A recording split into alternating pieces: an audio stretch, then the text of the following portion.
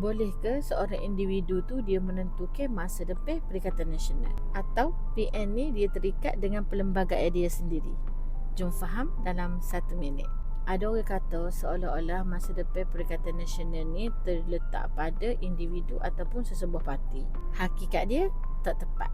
Perikatan Nasional ni dia bukan milik ataupun hak milik mutlak pada mana-mana parti.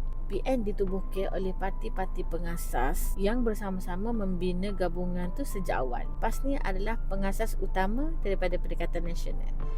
Malah kita sedia tahu Datuk Dr. Sam juga adalah pengerusi Perikatan Nasional. Perlembagaan Perikatan Nasional ni dialah menjadi asas kepada keputusan Perikatan Nasional itu sendiri. Mana-mana hak menghormati Perikatan Nasional ni sepatutnya dia menghormatilah perlembagaan tu. Apa-apa keputusan yang berkaitan dengan gabungan itu perlu dibincangkan dengan saluran rasmi dan diputuskan secara muafakat oleh parti-parti dalam gabungan itu.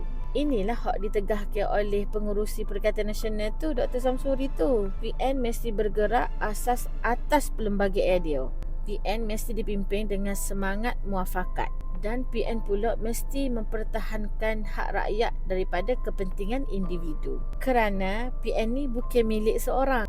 PN ni adalah semua milik parti pengasas yang membina bersama. Ingat, Ain tak kecil kosong.